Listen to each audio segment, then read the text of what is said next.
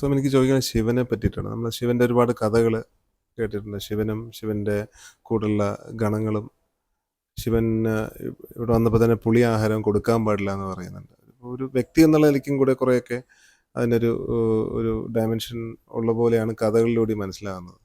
അപ്പോൾ എല്ലാം ആവുന്ന ശിവനും വ്യക്തി എന്നുള്ള ശിവനും അതെങ്ങനെ കൂട്ടി വായിക്കാൻ പറ്റും? ഇപ്പോൾ ഉദാഹരണത്തിന് ഈ ഫുഡിൻ്റെ കാര്യം തന്നെ പറയുമ്പോൾ ശിവന് പുളിയാഹാരം പാടില്ലെന്ന് പറയുമ്പോൾ തന്നെ നമുക്കത് കൊടുക്കാൻ പറ്റുന്നില്ലല്ലോ ടെമ്പിളിൽ. അപ്പോൾ അതൊക്കെ എങ്ങനെ കൂട്ടി വായിക്കാൻ പറ്റുക? ഞാൻ എന്താ ഇച്ചിരി മുമ്പ് പറഞ്ഞത്, ആദ്യം ജ്ഞാനം വേണം. ജ്ഞാനം എന്താണ്? ആ ശിവനാണ്, എൻ്റെ രൂപം ധരിച്ചിരിക്കുന്നതാണ് ജ്ഞാനം. അതിൻ്റെ പരമരൂപമായി ഞാൻ എൻ്റെ ഗുരുവിനെ കാണും, ഇല്ലേ? അപ്പോൾ എന്തായി? ജ്ഞാനത്തിൽ ഉണർന്നു. ജ്ഞാനത്തിൽ ഉണർന്നുമ്പോൾ രണ്ടില്ലല്ലോ, അവനും ഞാനും ഇല്ലാണ്ടാവുന്ന അവസ്ഥയല്ലേ, സമ്പൂർണതയല്ലേ. അതിനെപ്പറ്റി വല്ലതും പറയാവതാണോ? അല്ല. അതാണ് പരമസ്ഥലമെന്ന് മനസ്സിലായി. പരമമായ ശാന്തി അഥവാ മൗനം അതാണെന്ന് നമുക്ക് മനസ്സിലാവും. അത് അനുഭവിച്ചു കഴിഞ്ഞു. ഇനി താഴെ ഇറങ്ങണ്ടേ, ജീവിക്കണ്ടേ ഇവിടെ? അപ്പൊ എന്താ വേണ്ടേ ജീവിതത്തിന്?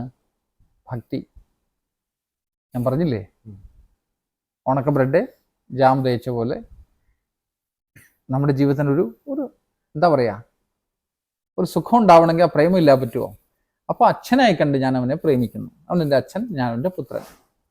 അപ്പൊ എന്താ ചെയ്യേണ്ടത്? അച്ഛനോട് ചെയ്യേണ്ട ചില കാര്യങ്ങളുണ്ട്. അച്ഛൻ എന്ന് വെച്ചാൽ ഇതവിടെ സ്ഥിരതത്വമാണ്, പുരുഷതത്വമായിട്ട് അതിനെ കാണുന്നത്. പുളി എന്ന് പറഞ്ഞാൽ അസിഡിക്, ശക്തി തത്വമാണ്. ക്ഷാരം എന്ന് വെച്ചാൽ പൗരുഷം, പുരുഷതത്വമാണ്. ക്ഷാരം എന്ന് വെച്ചാൽ വേറൊരുത്തം ചാരം എന്നും പറയും, സാരം എന്നും പറയും. എല്ലാത്തിൻ്റെയും സാരമാവൻ.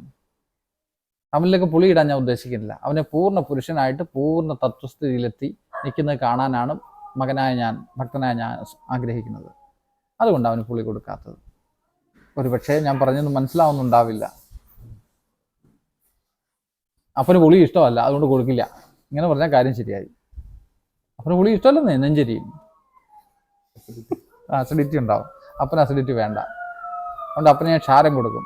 അമ്മച്ചി കൊടുത്തോളും പുളി വേണ്ടപ്പോ. ഞാൻ ആരാ കൊടുക്കാൻ? അമ്മയ്ക്കറിയാം എന്ത് കൊടുക്കണം എന്ത് കൊടുക്കണ്ടെന്ന്. ഞാനായിട്ടൊന്നും കൊടുക്കില്ല, ഞാൻ പുളി കൊടുക്കില്ല. ഭക്തൻ ഇങ്ങനെയൊക്കെ തോന്നും, പക്ഷെ ഇതിന്റെ പുറകിലും പ്രകൃതി രഹസ്യങ്ങളുണ്ട്. കാരണം ക്ഷാരം അഗ്നിയെ ശമിപ്പിക്കുമെങ്കിൽ, അതായത് ഈ അസിഡിറ്റിയെ ശമിപ്പിക്കുമെങ്കിൽ അമ്ലം ഈ അസിഡിറ്റിയെ വർദ്ധിപ്പിക്കും.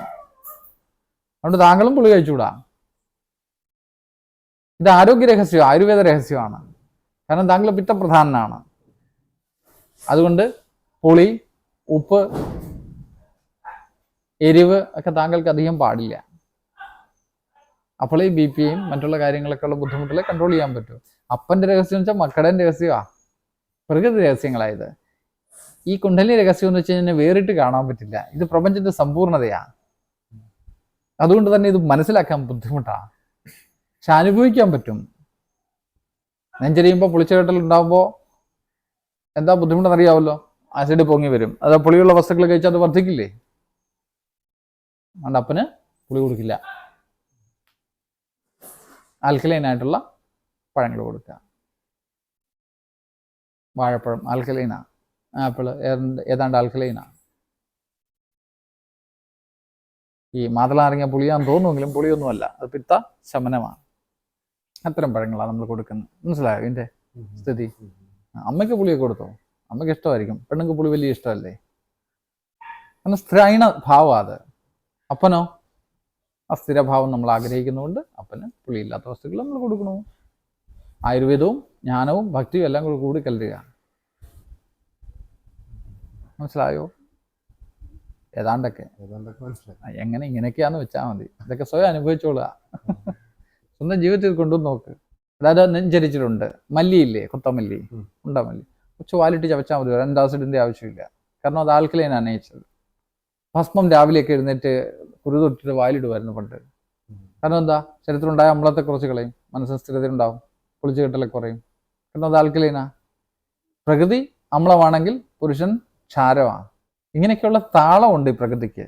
രക്തത്തിൽ അസിഡിറ്റി വർദ്ധിച്ചു കഴിഞ്ഞാൽ ഒത്തിരി രോഗങ്ങളുണ്ടാവും. എന്നാൽ ഒരു മാനേജ് ചെയ്ത് പോകണം. ഇപ്പം അത് പടിയുള്ള ആഹാരങ്ങളൊക്കെ കൊടുക്കും നമ്മൾ. അതിൻ്റെ ലക്ഷണങ്ങളൊക്കെ ശരീരത്തിൽ കാണപ്പെടും, സ്കിന്നിലൂടെ എല്ലാം കാണാം. അതിന് എക്സ്റേയുടെയും ഇതിൻ്റെ ഒന്നും പൊതുവിൽ ആവശ്യമൊന്നും വരാറില്ല അനുഭവമുള്ള പരിചയമുള്ള വൈദ്യന്. കാണുമ്പോൾ അറിയാൻ പറ്റും.